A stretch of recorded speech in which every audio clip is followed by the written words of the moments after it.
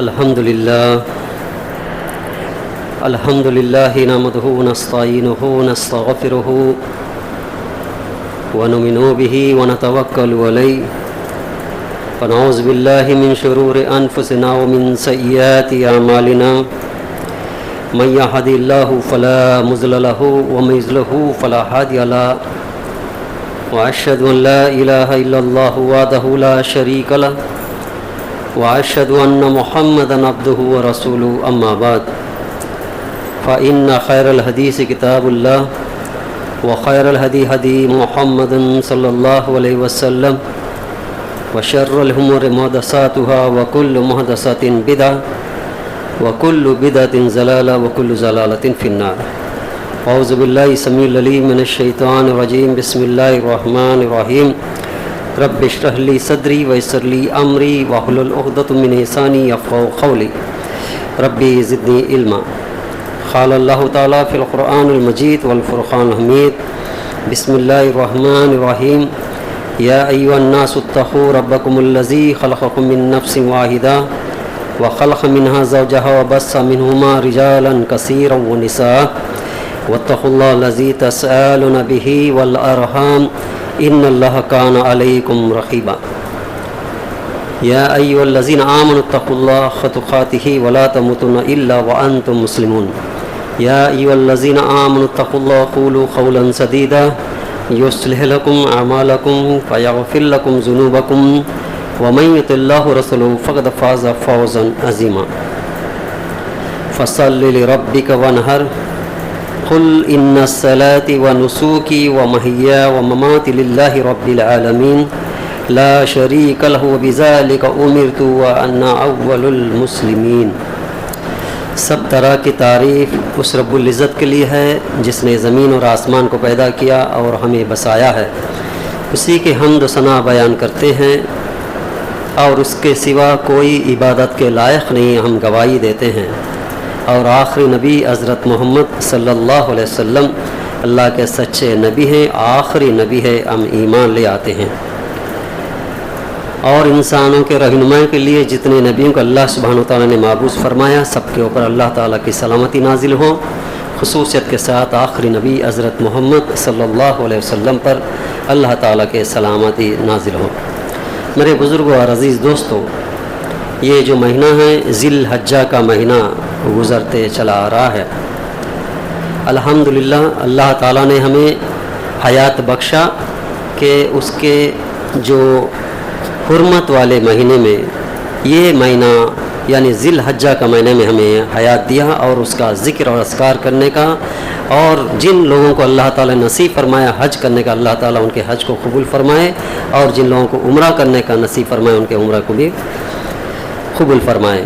اور خاص کر کے جن لوگوں نے قربانی کی جانور کو خریدا اس کو صحت سے عافیت سے دے اور وہ قربانی کے لائق کر دے اور اس قربانی کو اللہ تعالیٰ نے قبول فرمائے. میرے بزرگ اور عزیز دوستو، آپ کے سامنے میں نے 2 آیتیں پیش کیا ہوں. سورہ الکوثر کی دوسری آیت اور سورہ انعام کی آیت. یہ 2 آیتیں بہت ہی اہم آیتیں ہیں کیونکہ یہ جو ایام گزر رہے ہیں یہ اللہ تعالیٰ کے نزدیک بہت ہی اعلیٰ درجہ رکھتے ہیں. ذی الحجہ کے جو شروع کے 10 ایام جو ہے یہ بہت ہی اعلیٰ درجہ کا مقام رکھتے ہیں. اللہ تعالیٰ نے اس 10 دن کا بھی قسم کھایا ہے. تو اسی سلسلے میں پچھلے جمعے میں بھی چند باتیں آپ کے سامنے رکھا ہوں کہ ابراہیم علیہ السلام کے چند قربانیوں کے بارے میں. آج بھی اسی سلسلے کو جاری رکھتے ہوئے چند باتیں آپ کے سامنے رکھنے کی کوشش کروں گا. سننے اور سنانے والوں کو اس باتوں پر غور و فکر کرتے ہوئے اپنی زندگی میں عمل کرنے کی توفیق عطا فرمائیں. دیکھیے اللہ سبحانہ وتعالیٰ نے فرماتا ہے کہ اکثر ہم بہت سے نمازوں میں پڑھتے رہتے انا آتینا کل کوثر فصل لربک وانحر. سنتوں میں ہو، فرضوں میں ہو، نفل میں ہو، بہت سے نمازوں میں ہم یہ بہت چھوٹی سی صورت ہے لیکن جامع صورت ہے، بہت ہی اہم کردار رکھتی ہے. عصر کی قسم کھا کر اللہ تعالیٰ نے فرماتے ہیں والعصر ان الانسان لفی خسر الا الذین آمنوا وعملوا الصالحات وتواصوا بالحق وتواصوا بالصبر. اسی کے درمیان اسی کے ارد گرد میں یہ سورہ بھی آ جاتا ہے. تو چھوٹے چھوٹے جو صورتیں ہیں اما پارہ میں اس کے اندر میں یہ سورہ بھی آتی ہے. فصل لربک وانحر. اس کا ترجمہ یوں ہے اپنے رب کے لیے ہی نماز پڑھو اور اسی کے لیے قربانی کرو.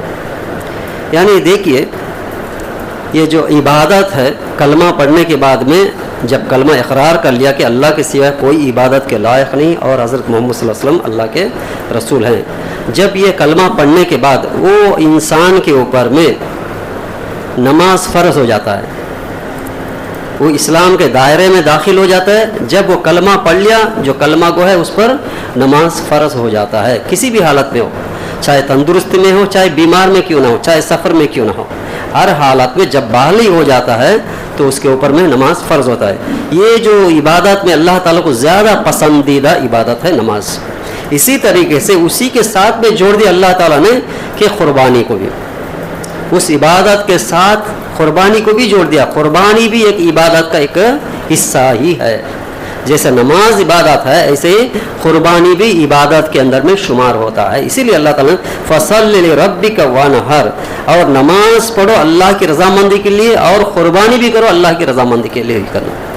یعنی نماز جو پڑھنا ہے، نماز جو قائم کرنا ہے تو اس نیت سے کرنی چاہیے کہ اللہ کی خوشنودی حاصل کریں، اللہ ہم سے راضی ہو جائے. قربانی کا بھی مطلب ہے کہ قرب، تقرب حاصل کرنا، اللہ کے قریب پہنچنے کے ذریعہ ہے قربانی، اللہ کے بالکل قریب ہونے کا ایک ذریعہ ہے. اسی طریقے سے نماز بھی اللہ تعالیٰ کے قریب پہنچا دیتا ہے. جیسا کہ اللہ کے نبی صلی اللہ علیہ وسلم نے فرمایا کہ نماز کے اندر میں اللہ کے بالکل قریب ہو جاتے ہیں جب تم سجدہ میں ہوتے ہو. تو یعنی اللہ سے ہم کلام کرنا، جیسے کہ سورہ فاتحہ کے بارے میں آتا ہے، 2 حصے میں نے کر دیا میرے بندے اور میرے درمیان میں کہ میری حمد و ثنا بیان کرتا ہے اور اس کے بعد میں جو دعا کرتا ہے، یعنی اللہ کے اور بندے کے درمیان میں 2 حصے کر دیا. یہ صلاۃ، یہ نماز جو ہے اللہ کے لیے خاص ہونی چاہیے اور کسی کی خوشنودی کے لیے نہیں ہونی چاہیے. اگر کسی نے ایسا صلاۃ کیا تو مشرکوں میں سے ہو جائے گا، جس نے اللہ کا عبادت کے اندر کسی کو شریک ٹھہرایا ہو، کسی اور کی رضامندی کے لیے کوئی نماز پڑھتا ہو، کوئی بھی نام رکھ لے، تو وہ کیا ہوگا؟ وہ شرک اکبر ہو جائے گا. یعنی اللہ تعالیٰ ایسے نماز کو قبول بھی نہیں کرے گا، بلکہ وہ کفرانہ زندگی گزارتا رہ جائے گا. اسی لیے نماز کی بہت بڑی اہمیت ہے. نماز صرف اللہ کی رضامندی کے لیے کیا جائے. اللہ کے نبی صلی اللہ علیہ وسلم نے فرمایا کہ نماز ایسا پڑھو کہ اللہ کو تم دیکھ رہے، کم سے کم اللہ تمہیں دیکھ رہا ہے. اس خیال سے عبادت کرنی چاہیے. اور اس کے اندر خاص کر کے جو سجدہ جو ہوتا ہے وہ صرف اللہ کے آگے ہی سجدہ کرنی چاہیے. یہ اللہ کو زیادہ پسندیدہ ہے. نماز کے اندر میں جو ارکان ہے، قیام، رکوع، التحیات وغیرہ جو بھی ہے، اس کے اندر سب سے زیادہ اہم کیا ہے؟ سجدے میں اللہ تعالیٰ بہت ہی قریب ہو جاتا ہے. اسی لیے سجدے کے بارے میں بھی اللہ کے نبی صلی اللہ علیہ وسلم نے فرمایا کہ کائنات میں کسی کو سجدہ کرنے کا حکم نہیں ہے. کیونکہ اللہ کے نبی صلی اللہ علیہ وسلم کے پاس میں صحابہ کرام عرض کرتے ہیں، اے اللہ کے نبی، یہ جو نصرانی ہوتے ہیں، یہودی ہوتے ہیں، ان کے بڑے بڑے پادری کو وہ سجدہ کرتے ہیں کہ ہم آپ کو سجدہ کریں. تو اللہ کے نبی صلی اللہ علیہ وسلم نے منع فرمایا، نہیں، سجدہ کسی کو لائق نہیں ہے، صرف اللہ کو ہی کرنی چاہیے. اگر اللہ تعالیٰ حکم دیتا تو اپنی بیوی اپنے شوہر کو سجدہ کرے، یہ بھی جائز نہیں ہے.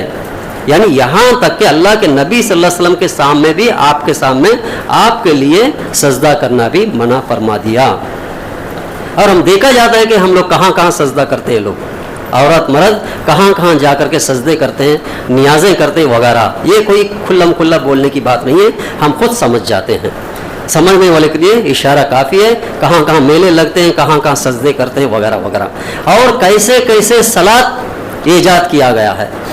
جو صلاۃ ہے، نماز جو ہے، صرف اللہ کی رضامندی کے لیے ہونی چاہیے. اور نماز صرف اللہ کے لیے ہی ہے، خاص ہے. اور جگہ آیت آپ کے سامنے رکھو، ان صلاتی و نسکی، اس میں بھی آتا ہے کہ نماز جو ہے صرف اللہ کے لیے ہی عبادت کرنی چاہیے، اور کوئی نماز اور کوئی صلاۃ نہیں ہے. اگر کوئی ایجاد کر لیا وہ شرک ہے. یہ آپ کے سامنے پہلی بات رکھ دیا کہ صرف اللہ تعالیٰ کی رضامندی کے لیے ہی نماز قائم کرو اور قربانی کرو. یعنی قرب، اللہ کی قریب حاصل کرنے کے لیے ذریعہ ہے قربانی ہے. یہ جو قربانی کا جو واقعہ ہے ہم سب جانتے ہیں کہ ابراہیم علیہ السلام کا جو تاریخ ہے اور اسماعیل علیہ السلام کا جو ذبح کرنے کا واقعہ ہے، اس سے متعلق رکھتا ہے کہ قربانی جو ہے ہر قوم کے اندر میں اللہ تعالیٰ نے رکھ دیا، قربانی کا طریقہ ہے. تو اسی طریقے سے ملت ابراہیم علیہ السلام کے جتنے بھی نسل آئے ان کے ایک طریقہ بتا دیا اللہ تعالیٰ نے کہ جو ابراہیم علیہ السلام اپنے لوتے بیٹے ابراہیم اسماعیل علیہ السلام کو جب ذبح کرنے کے لیے گئے تو وہاں سے یہ قربانی کا سلسلہ جاری ہے. اس کے پہلے بھی قربانی کے طریقے اور تھے، لیکن جو ملت ابراہیمی جو ہے وہ ابراہیم علیہ السلام کا قربانی کرنے کا ایک طریقہ ہے. یہ رہتے دنیا تک یعنی قیامت تک یہ قائم کر دیا اللہ سبحانہ و تعالیٰ نے، تاکہ لوگ ابراہیم علیہ السلام کو یاد کریں، ان کی قربانیوں کو یاد کر لیں، اور جو جو قربانی ابراہیم علیہ السلام کی زندگی میں آئی ایسے قربانی ہماری زندگی میں آئے تو ہم قربان کرنے کے لیے تیار رہے. یہ ہے اس کا مقصد. اس کا مقصد کیا ہے کہ جس طریقے سے ابراہیم علیہ السلام کو جتنے قربانیاں دینی پڑی ایسے قربانی ہمارے زندگی میں بھی آئے تو اس کے لیے ہم تیار رہیں کہ قربان دینے کے لیے. یہ اس کا خاص مقصد ہے. اللہ تعالیٰ نے فرمایا کہ تم جو قربان کرتے ہو، جو جانور ذبح کرتے ہو، نہ خون پہنچتا ہے نہ گوشت پہنچتا ہے، اللہ تعالیٰ کو تمہارا تقویٰ پہنچتا ہے. یعنی تقویٰ اور پرہیزگاری کو اللہ تعالیٰ دیکھنا چاہتا ہے. اسی لیے اللہ تعالیٰ بھی ابراہیم علیہ السلام کا تقویٰ دیکھا کہ ایک لوتے بیٹے کو ذبح کرنے کا حکم دیا تو فوراً ذبح کرنے کے لیے تیار ہو گئے. تو اللہ تعالیٰ نے کہا کہ تمہارا تقویٰ تمہارے تقوی کو میں نے پسند کر لیا. یہ رہتے دنیا تک اس کو قربانی یعنی عید الاضحیٰ کا نام سے ایجاد ہو گیا. تو کہنے کے مقصد یہ ہے کہ ابراہیم علیہ السلام کا جتنے بھی قربانیاں ہیں اس کو ہم یہ دنوں میں یاد کرنی چاہیے. یاد کرتے ہوئے ایسے قربانی ہماری زندگی میں بھی آئے تو ہم کرنے کے لیے تیار رہیں. تو آئیے چند باتیں ابراہیم علیہ السلام کے چند باتیں آپ کے سامنے رکھ دیتا ہوں. اللہ سبحانہ و تعالیٰ نے قرآن مجید میں 69 ٹائمز اللہ تعالیٰ نے ابراہیم علیہ السلام کا نام ذکر کیا ہے. قرآن مجید میں ابراہیم علیہ السلام کا 69 بار ذکر فرمایا. اتنے ذکر فرمانے کا کیا ضرورت ہے؟ سوال ہے کہ ہم امت محمدیہ ہے، آپ صلی اللہ علیہ وسلم کا نام صرف 4 یا 5 بار آیا ہے احمد اور محمد کے نام سے قرآن مجید میں. تو اس قرآن مجید میں ابراہیم علیہ السلام کا تذکرہ، موسیٰ علیہ السلام کا، اسحاق علیہ السلام کا، عیسیٰ علیہ السلام کا، اور اتنی زیادہ ذکر کرنے کا وجہ کیا ہے؟ اس کا جواب یہ ہے کہ ان پیغمبروں کے زمانے میں جو جو حادثے گزرے، جو جو انہوں نے قربانی دیا، جو جو ان لوگوں کی قوم کے اوپر میں جو جو عذاب آئے، اس سے آگاہ کرنے کے لیے، تیاری ہونے کے لیے کہ اے امت محمدی، یہ سب نبیوں پر جو جو امتحان آئے ہیں آپ کے امت پر بھی آئیں گے ایسے. تو آپ لوگ آگاہ ہو جائے کہ اس وقت میں کیسا ان لوگوں نے سامنا کیا. تو کرنے کے لیے ہی ابراہیم علیہ السلام کا اتنی بار قرآن میں ذکر آنے کا وجہ یہ ہے کہ ابراہیم علیہ السلام پوری دنیا کے لوگ ایک طرف، صرف اکیلے ابراہیم علیہ السلام ایک طرف، یعنی توحید کے اوپر میں کھڑے ہو گئے، جم گئے. یہاں تک کہ ان کے اپنے گھر، اپنے باپ کو بھی چھوڑنا پڑا، اپنا وطن چھوڑنا پڑا، اپنے رشتہ داری کو چھوڑنا پڑا. یہ سب کیا ہے؟ قربانیاں ہیں. اگر ہماری زندگی میں بھی اگر شرک کا موقع آ جائے، شرک کرنے کا کسی نے حکم دے ہو، اللہ کے سازی کرنے کا کوئی پیش آ جائے ہمارے سامنے، تو اس سے ہٹ کر کے ہم اکیلا ہو جائیں، یعنی توحید پر جم جائیں. توحید جو ایسی چیز ہے کہ اللہ تعالیٰ نے فرمایا کہ سورہ انبیاء میں ابراہیم علیہ السلام کے بارے میں ہی وَلَقَدْ آتَيْنَا إِبْرَاهِيمَ رُشْدَهُ مِنْ خَلِيلُ وَكُنَّا بِهِ عاملین، یعنی ہم نے ابراہیم کو پہلے سے ان کو ہدایت عطا فرما دیا. یہ بہت بڑی نعمت ہے. ہدایت جو چیز ہے نا، انسان کو بہت بڑی نعمت ہے. جس کو ہدایت مل گیا وہ فلاح پا جائے گا. اللہ تعالیٰ نے ابراہیم علیہ السلام کو ایسا ہدایت دیا، ایسا ہدایت دیا کہ بے مثال ہے. کوئی نبی کو یہ شرف حاصل نہیں ہے، ایسی ہدایت. تاکہ ابراہیم علیہ السلام نے کیا کہا کہ ستارے میرا رب ہے. سب سے پہلے کیا کہا؟ یہ ستارے جو ہے یہ میرا رب ہے. تو بعد میں ستارے جب غائب ہو گئے تو کہیں کہ یہ نہیں، چاند میرا رب ہے. چاند اچھا روشنی دینے والا ہے، ٹھنڈک دے رہا ہے، یہ میرا رب ہے. تو پھر کہا کہ نہیں، سورج میرا رب ہے، کیونکہ گرمی دے رہے، پوری دنیا کو روشنی دے رہی ہے، یہ میرا رب ہے. یعنی تارے کو بھی خدا ماننے لگے. پھر اس کے بعد کہا کہ نہیں، چاند میرا خدا ہے. پھر کہا کہ نہیں، سورج میرا خدا ہے. آخر میں کیا کہا؟ یہ سب کو چلانے والا ہے، سب کو پیدا کرنے والا ایک رب، وہی میرا رب ہے، یہ سب نہیں ہے. یعنی مخلوق کو چھوڑ کر خالق کی عبادت کی طرف رجوع ہو گئے. یہ ہے ہدایت. ہمیں بھی یہ سوچنی چاہیے ہم کس کی عبادت کر رہے ہیں، مخلوق کی عبادت کر رہے ہیں یا خالق کی عبادت کر رہے ہیں. اگر مخلوق کی عبادت کرتے ہیں تو ان کا ٹھکانہ کیا ہے؟ جہنم ہوگا. جس نے خالق کی عبادت کیا، جس نے مالک کی عبادت کیا، وہ فلاح پا جائے گا. کیونکہ اللہ اکیلا ہی ہے، اس کا ساجی کوئی نہیں ہے، اس جیسا کوئی نہیں ہے. ہم سا کوئی نہیں اللہ کی برابری میں. تو ہم جو ہے عبادت جو ہے صرف خالق اور مالک کی کرنی چاہیے، مخلوق کی عبادت کبھی بھی نہیں کرنی چاہیے. یہی ابراہیم علیہ السلام نے سب سے پہلے اعلان کر دیا کہ میں نے سارے جہاں کو پیدا کرنے والا، یعنی زمین اور آسمان کو پیدا کرنے والا، اور تارے اور چاند اور سورج کو پیدا کرنے والا ایک رب ہے، میں اس کی طرف پلٹ جاتا ہوں، اس کی طرف میرا رجحان کر لیتا ہوں، اس رب کی عبادت کرتا ہوں. فوراً اللہ تعالیٰ نے کہ تمہیں میں نے نبی بنا دیا، کیونکہ رجوع کر لیا، اپنی ساری مخلوق کو چھوڑ کر خالق کی طرف رجوع کر لیا. تو ہمارا بھی عبادت صرف خالق کی ہونی چاہیے، مخلوق کی عبادت نہیں ہونی چاہیے. ہر نبی کا پیغام یہی ہے کہ سارے جہاں کو پیدا کرنے والا اکیلا ہے، اسی کی عبادت کی جائے اور اس کا برابری کسی کو نہیں کرنی چاہیے. افسوس سے کہنا پڑتا ہے کہ رب تو مانتے ہیں لیکن عبادت میں اوروں کو شریک کرتے ہیں. یعنی مشکل آنے کے وقت اوروں کے پاس، تکلیف کے پاس اوروں کے پاس، اولاد کے لیے اوروں کے پاس، اپنی شادی بیاہ کے لیے اوروں کے پاس، یہ مانگتے مانگتے گھومتے ہیں نام کے مسلمان. یہ افسوس سے کہنا پڑتا ہے، لیکن رازق جو ہے صرف اللہ تعالیٰ ہے. دیکھیے رزق کے بارے میں ابراہیم علیہ السلام نے دعا کیا ہے، سورہ بقرہ میں آتا ہے اے اللہ اس شہر کو امن والا شہر بنا دے. پچھلے جمعے میں نے کہا جہاں بھی انسان بستا ہے، اچھی سکون کی زندگی گزارنا ہے تو وہ شہر کیا ہے؟ امن والا شہر ہونی چاہیے. امن کے لیے سب سے پہلے دعا کہ ابراہیم علیہ السلام نے اے اللہ اس شہر کو امن والا بنا دے. اس کے بعد میں کیا کہا کہ اس شہر میں کھانے پینے کے کمی نہ ہو. یہ جو مسئلہ ہے نا بہت نازک مسئلہ ہے.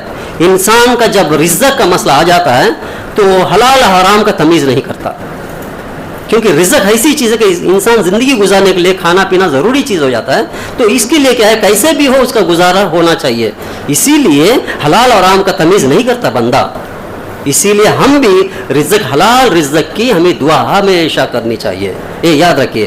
تو ابراہیم علیہ السلام نے دوسرا دعا کیا کیا کہ اس شہر کے لوگوں کو پھل پھلالی سے میسر کر دے، ان لوگ کھانے پینے میں برکت عطا فرما دے. دوسری پہلی کیا تھی؟ امن والا شہر بنا دے. دوسرا کیا تھا؟ کھانے پینے کا میسر عطا فرما دے. اس کے بعد میں کیا ہے؟ رزق کے بعد میں اور شرک سے پاک کر دے. یہاں کے لوگ جتنے بھی آئیں گے میری نسل، دیکھیے خاص کر کے بات ابراہیم علیہ السلام کا یہ ہے کہ اپنے لیے دعا نہیں کیے، اپنے اولاد اور آنے والے نسل کے لیے دعا کی ہے. یہ بہت بڑی سوچنے کی بات ہے. یہ ابراہیم علیہ السلام کی جو دعا کیے ہیں اپنے لیے نہیں کیے، آنے والی نسل کے بارے میں سوچ کر کے، یعنی فیوچر کے بارے میں بہت سوچا انہوں نے. جو بھی یہاں پر آئے گا اللہ ان کے برکت عطا فرما اور ان کو پاک اور صاف رکھ اور شرک سے پاک رکھ، کیونکہ یہ لوگوں نے گمراہ ہو گیا شرک کے اندر میں. اسی لیے شرک سے بچنے کی ہر دم ہم کوشش کرنی چاہیے. جیسا کہ اللہ کے نبی صلی اللہ علیہ وسلم نے فرمایا کہ شرک ایسا چیز ہے کہ چونٹی کی چال سے بھی ہلکی ہے. تو صحابہ کرام نے سوال کیا ہے اللہ کے نبی صلی اللہ علیہ وسلم اتنی ہلکی ہے ہم کیسے پہچانیں گے؟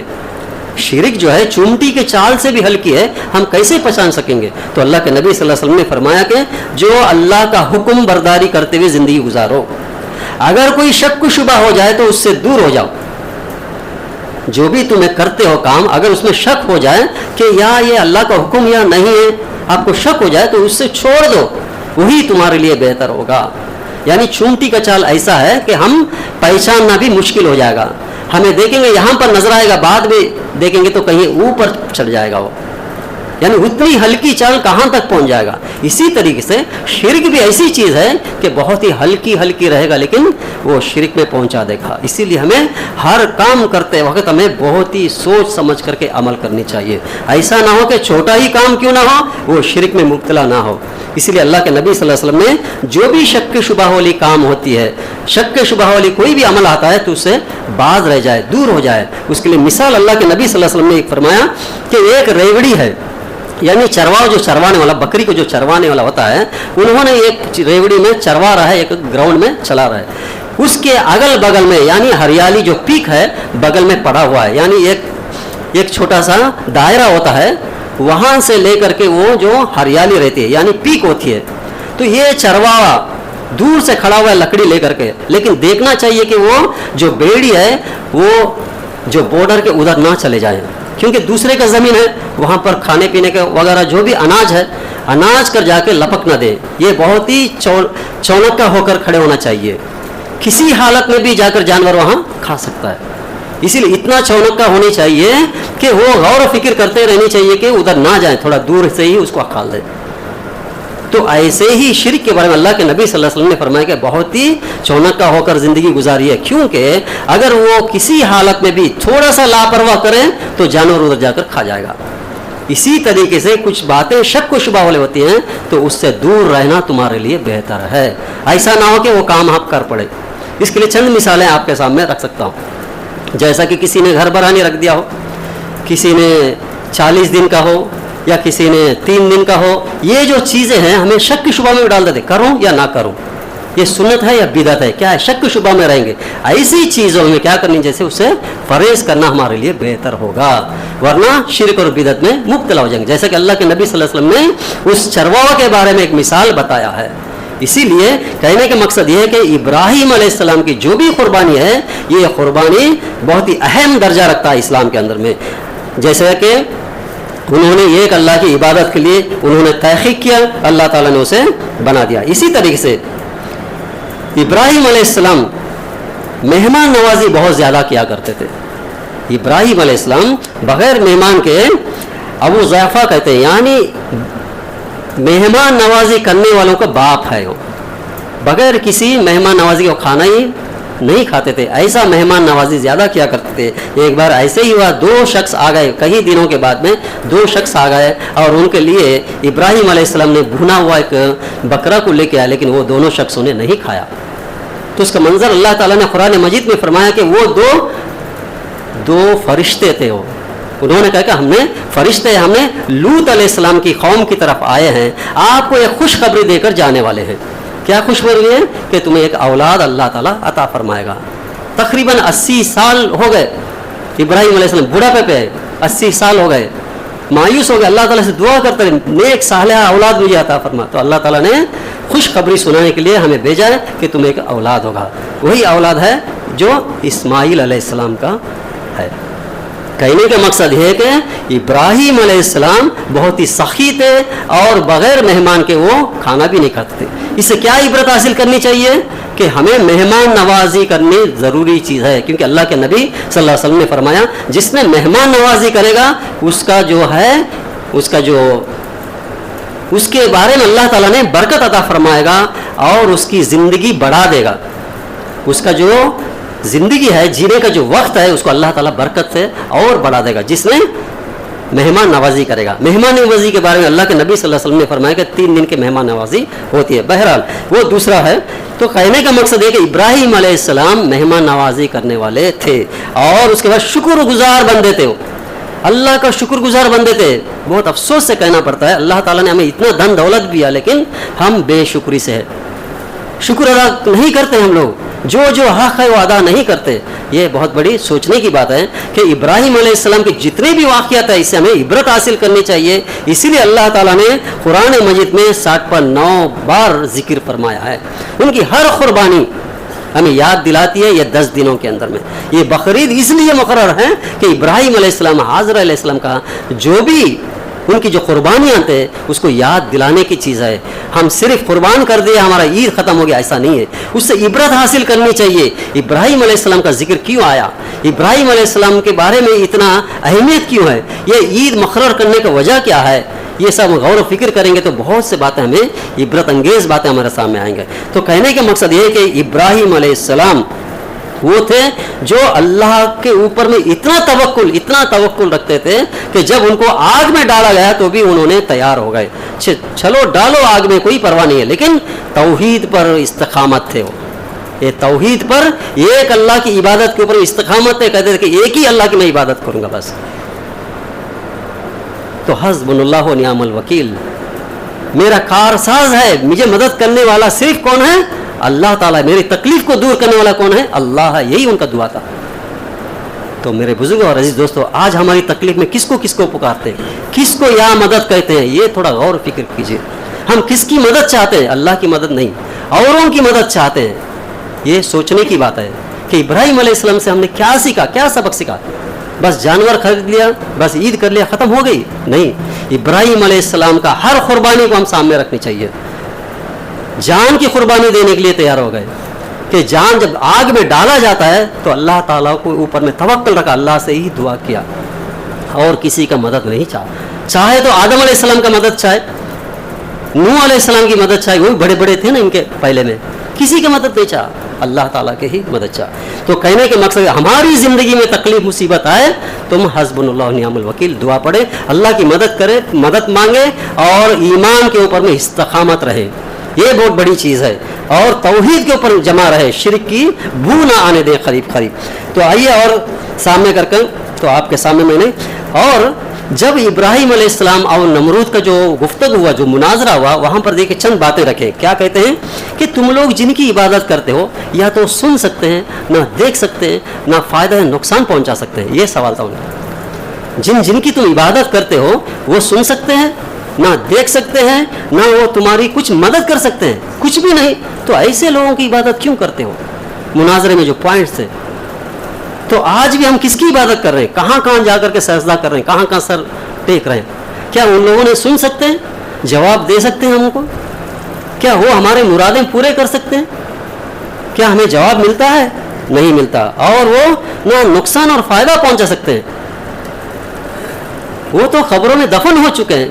جیسے کہ ان لوگوں کے بدھوں کو کہا ابراہیم علیہ السلام, آج کل کے جو لوگ کرتے ہیں اس کا بھی یہی ٹھکانہ ہے, ان سے کوئی فائدہ نہیں ہے. اور کہتے ہیں کہ یہ لوگ آخرت کے دن تمہیں ٹکرا دیں گے. جن جن کی تم عبادت کر رہے ہو, جن جن کو خدا مانتے ہو, جن جن کو تم ذریعہ سمجھتے ہو, جو جو تمہارے ریکمینڈ کرتے سمجھ رہے ہیں, یہ لوگ اس دن کیا کریں گے, تمہیں ٹکرا دیں گے. تم کو جانتے ہی نہیں یہ لوگ, تو تم لوگوں نے کیا کیا مانگا ہے, ان کو وہ بالکل جانتے ہی نہیں, نہ سنتے تھے, نہ دیکھتے تھے, نہ جواب دیتے تھے, نہ ان سے نہ نقصان اور فائدہ پہنچتا تھا.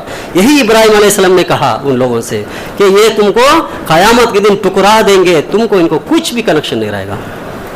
تو غور کیجئے, ابراہیم علیہ السلام کی جتنی قربانیاں تھیں, جتنی ان کی تبلیغ تھی, اس میں ہمیں عبرت حاصل کرنی چاہیے. ان کی جو قربانیاں ہیں, ان کی جو واقعات ہے, ان کا جو سیرت ہے, اس کو یاد دلانے کے لیے ہی تو یہ 10 دن اور یہ جو بقرعید کر رہے ہیں ہم لوگ. کو اللہ تعالیٰ نے خود آپ صلی اللہ علیہ وسلم کو بھی کہا کہ ملت ابراہیم کی پیروی کرو. کیوں کہا؟ اور آئیے, وہ ابراہیم علیہ السلام کا دعا ہی ہے آخری نبی محمد صلی اللہ علیہ وسلم, جیسے کہ پچھلے خطبے میں نے رکھا آپ کے سامنے کہ کیا کہا, اس شہر میں ان لوگوں کے اندر میں ایک نبی کو پیدا فرما دے کہ تیری آیتوں کو کھول کھول کر کے لوگوں کو سنا دیا جائے, اور ان کو صاف تزکیہ کیا جائے, اور ان کو کتاب دے جائے. تو ابراہیم علیہ السلام کے جتنے بھی ان کے بعد میں نبی آئے آپ صلی اللہ علیہ وسلم تک, سب ابراہیم علیہ السلام کے نسل میں ہی آئے. ابراہیم علیہ السلام کو یہودی بھی مانتے ہیں, نصرانی بھی مانتے ہیں, اور آگ کا پوجا کرنے والی بھی مانتے تھے, بت کا پوجا کرنے والی بھی مانتے ہیں کہ ہمیں بت کا پوجا کرنے سے منع کرنے والا شخص وہی تھا ابراہیم, وہ خود گواہی دیتے ہیں. تو یہ ہے ابراہیم علیہ السلام کے. تو کہنے کا مقصد ہے کہ ابراہیم علیہ السلام اکیلے ہی توحید کی جو استقامت کھڑے ہوئے تھے, ان کی بہت سی قربانیاں ہیں. تو ابراہیم علیہ السلام کے بارے میں ہم سوچتے بھی نہیں, ان کے بارے میں کچھ بھی نہیں کہتے, ہم صرف قربانی دے دیے تو ہماری عید ہو گیا, ایسا نہیں ہے. ہم جو قربان کر رہے ہیں اس کا ایک مقصد ہے کہ ہماری زندگی میں ہم کیا کیا قربان کیے. غور کیجئے کہ ہماری زندگی میں ہم کیا قربان کیے, کہ اللہ کی وحدانی کے لیے کبھی ہم نے ایک مار کھایا نہیں کھایا, کسی نے کچھ بات کہا تو ہم نے اس بات کو صبر سے لیا نہیں لیا تھا. ابراہیم علیہ السلام نے اپنے باپ کو کہہ رہے کہ اے میرے باپ, یہ جو بنا رہے ہیں اس سے کیا فائدہ ہے, یہ تو بت ہے اپنے ہاتھوں سے بنا رہے ہیں, اس کی عبادت کیوں کر رہے ہیں؟ تو ہمارے سب کا خالق اور مالک ایک ہے, اس کی عبادت کرو. یعنی سب سے پہلی تبلیغ اپنے گھر سے کیا ہے. غور کیجئے کہ ہمیں جب معلوم ہے اللہ کے بارے میں, رسول صلی اللہ علیہ وسلم کے بارے میں معلوم ہے کہ توحید کیا ہے, اللہ کی وحدانیت کیا ہے, الوہیت کیا ہے, ربوبیت کیا ہے, اسماء صفات کیا ہے, سیرت رسول کیا ہے, آپ صلی اللہ علیہ وسلم اتباع کا مقام کیا ہے, معلوم ہونے کے بعد کیا ہم نے اپنے گھر والوں کو کبھی تبلیغ کیا؟ کیا ہماری قوم کے لوگوں کو کبھی کہا کہ ہمارے رشتہ داروں کو کہ تم لوگوں نے جو کر رہا ہے یہ غلط ہے, ہم نے کہا کبھی؟ ہم نے قربان کیا؟ نہیں, ہم برا ہو جائیں گے, ان لوگوں سے کچھ باتیں سننا پڑے گا, ان سے مار پیٹ لینا پڑے گا. ارے ابراہیم علیہ السلام کی جو سیرت پر کیوں عید کرتے ہو؟ جب ان کی جو تاریخ ہے, ان کی جو قربانیاں ہیں, اس کو یاد بھی کرتے ہو, تو عمل میں تو ہم گورے ہیں, عمل میں کچھ نہیں ہے. صرف کہتے ہیں کہ ابراہیم ملت ابراہیمی ہے, میرے بزرگ عزیز دوستوں، دیکھیے توحید جو ہے اپنے لیے بھی، اپنے گھر والے اور اپنے خاندان کے لوگوں کو اور غیر قوم کو بھی بتانا ضروری چیز ہے. یہ پہلی چیز ہے جو ابراہیم علیہ السلام نے کہا. اور جو بڑے لوگ تھے ان لوگوں کو بھی ابراہیم علیہ السلام نے ایک میسج دے دیا کہ اللہ کے سوا کوئی عبادت نہیں، جیسے کہ نمرود بادشاہ کو دیا ہے. آئیے اور تھوڑا سا دو باتیں رکھ کے میں نے ختم کر دیتا ہوں. ابراہیم علیہ السلام وہ مشرکوں میں سے نہیں تھے، وہ اکیلے تھے، وہ ایک اللہ کے ہی عبادت کرنے کے قائل تھے اور لوگوں کو بھی کہے کہ تم لوگوں بھی ایک اللہ کے ہی عبادت کرے. تو ان باتوں کے اندر میں ابراہیم علیہ السلام کی قربانیوں کو ہمیں یاد کرنی چاہیے کہ ہماری زندگی میں بھی اللہ کے سوا کسی کی عبادت نہیں کرنی چاہیے، اس کے شرک میں نہیں ہونی چاہیے، اور اپنی زندگی میں جو بھی ہمیں آئے اس کے اندر میں ہمیں قربان ہونے کے لیے تیار ہونی چاہیے. اسی کا مفہوم ہے کہ سورہ انعام کی آیت ہے قل ان صلاتی و نسوکی و محیا و ماتی للہ رب العالمین لا شریک لہ و بذالک امرت وَأَنَّ أَوَّلُ الْمُسْلِمِينَ. کہہ دیجئے کہ بے شک میری نماز، میری قربانی، میری زندگی اور میری موت صرف اللہ تعالیٰ کے لیے ہے جو تمام جہانوں کا رب ہے اور اس کا کوئی شریک نہیں ہے. مجھے یہی حکم دیا گیا ہے اور میں سب سے پہلا مسلمان ہوں. یعنی اللہ تعالیٰ نے فرماتا ہے کہ کہہ دیجئے تم لوگ کہ نماز جو ہے صرف اللہ کی رضامندی کے لیے ہونی چاہیے. صلاۃ جو ہے صرف اللہ کے لیے صلاۃ ہونی چاہیے، اور اس کے ساتھ اور کسی کی صلاۃ ہوگا تو شرک اکبر ہوگا. جیسے کہ صلاۃ غوثیہ وغیرہ جو بھی کہتے ہیں یہ سب ہے شرک ہوگا، صرف اللہ تعالیٰ کی رضامندی کے لیے ہے. اسی لیے یہاں پر اعلان ہے سورہ انعام کی آیت بعد میں دیکھ لیجئے کہ ان صلاتی، کہہ دیجئے کہ بے شک میری نماز صرف اللہ تعالیٰ کی رضامندی کی ہو، اور میری قربانی صرف قربانی جو ہے اللہ کی رضامندی کے لیے ہو، اور کسی کے نام پر، یہاں تک کہ اللہ کے نبی صلی اللہ علیہ وسلم کے نام پر بھی قربانی نہیں ہے. ایک نبی کے نام پر قربانی نہیں ہے. اوروں کے نام پر کیسے ہم لوگ دمبا پالتے، گائے پالتے، جانور پال کر کے جا کے منتیں کرتے وغیرہ وغیرہ. یہ کیا چیز ہے؟ ہماری نماز اللہ کی رضامندی کے لیے ہو، ہماری قربانی صرف اللہ کی رضامندی کے لیے ہو، اور ہماری زندگی اور موت آنے تک اللہ کی رضامندی کی ہونی چاہیے. یعنی اللہ کی فرما برداری کرتے ہوئے زندگی گزارنی چاہیے، اور صرف اللہ تعالیٰ کے لیے ہی تمام ہونی چاہیے. اور وہ کون ہے؟ سارے جہاں کا رب ہے، سارے جہاں کا پالنے والا ہے، چلانے والا ہے، رزق دینے والا ہے. مشکل کشا صرف اللہ تعالیٰ ہی ہے اور کوئی نہیں ہے. یہی آیت کا مفہوم ہے، اور مجھے یہ حکم دیا گیا ہے، یہی حکم ہے لوگوں کے لیے کہ اسی کی عبادت کی جائے. اللہ تعالیٰ ہم سب کو اللہ تعالیٰ کی عبادت کرتے ہوئے اللہ کی رضامندی کے لیے قربانی کرتے ہوئے زندگی گزارنے کی توفیق عطا فرمائے. آمین. وآخر دعوانا الحمدللہ رب العالمین. سبحانک اللہم و بحمدک اشہد ان لا الہ الا انت استغفرک و اتوب الیک.